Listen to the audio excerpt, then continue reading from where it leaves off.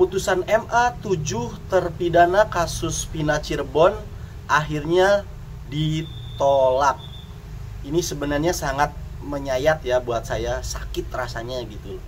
Karena saya merasakan betul bagaimana saya berjuang lah ya dengan channel YouTube ini, memperjuangkan keadilan bagi 7 terpidana ini. Saya ingat betul waktu itu, mungkin saya mulai dari subscriber saya itu dari nol. Saya memulai mengawal kasus ini ya kan. Terus saya mengawal hingga sampai di puncaknya itu PK diajukan ke MA. Tapi ternyata hasilnya ya ini ditolak, ya kan.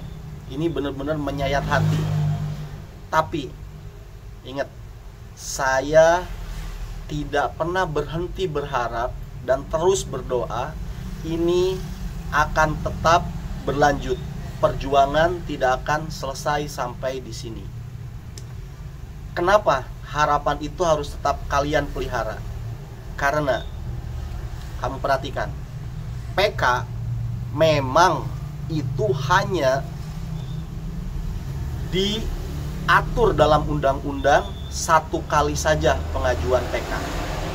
Tetapi kalian juga perlu ingat, pengajuan PK yang hanya 1 kali dalam aturan undang-undang itu adalah di dalam hukum perdata, tapi tidak dengan hukum pidana.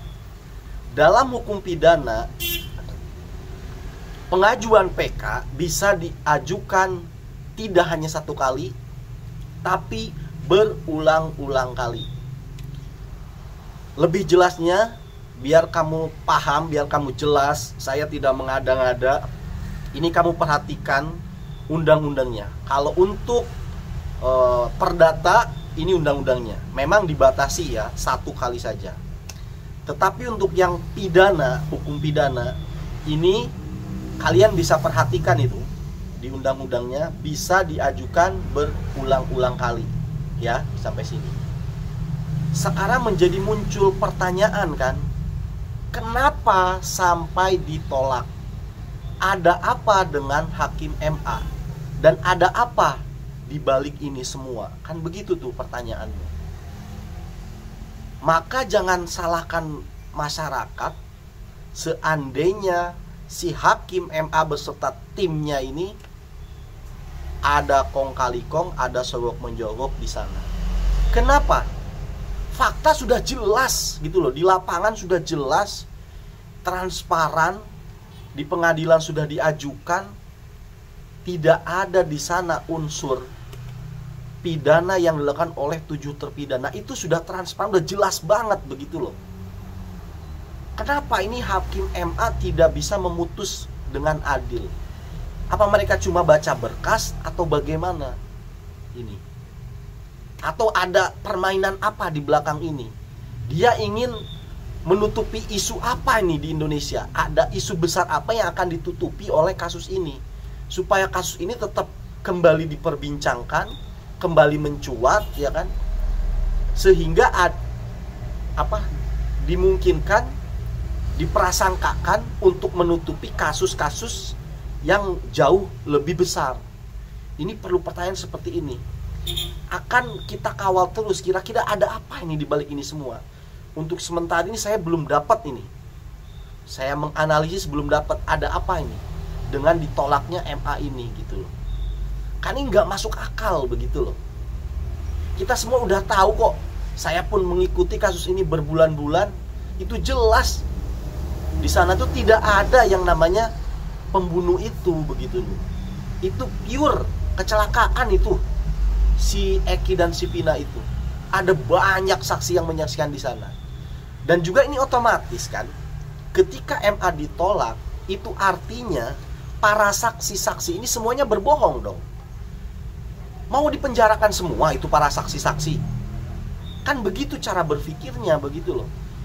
MA ditolak, asumsinya berarti kan semua PK pengajuan kembali itu semuanya tidak benar kan. Itu artinya saksi-saksi yang memberikan kesaksian di pengadilan bahwa saya tidak pernah menyaksikan dan sebagainya, berarti mereka ini berbohong semua dong. Berarti konsekuensinya selanjutnya kalau ini MA ditolak, PK-nya ini ditolak oleh MA, ya dipenjarain semua itu saksi-saksinya. Kalau ini tidak dilakukan, ada tanda tanya besar. Berarti hukum tidak dijalankan benar-benar 100%. Berani nggak ini polisi tuh nangkepin siapa itu saksi-saksi yang banyak itu? Coba berani apa nggak? Kalau sampai sekarang mereka tidak ditangkepin nih, ada masalah berarti dengan putusan MA terhadap PK ini, begitu. Maka kita akan suarakan untuk diajukan kembali PK ini, ya kan, dengan acuan aturan-aturan undang-undang yang tadi saya sebutkan. Namun sekarang sepertinya kita memang harus menyeret pejabat. Satu, Deddy Mulyadi. Ini harus benar-benar di-tag nih, ditekan Deddy Mulyadi ini, karena dia sekarang menjadi gubernur di Jawa Barat dan kasus terjadi di Jawa Barat, di wilayah hukum Jawa Barat. Ini harus kita tag, harus kita seret, kita manfaatkan betul nih yang namanya pejabat nih. Kalian kan warga Jawa Barat udah milih Kang Deddy kan?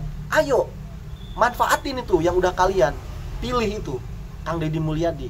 Seret balik, ajukan PK selanjutnya, begitu loh. Yang kedua, kita tag juga nih Prabowo Subianto. Kita udah milih Prabowo nih di Pilpres kemarin. Ayo kita minta sama presiden kita nih, Prabowo nih, ya kan? Kita ajukan lagi PK.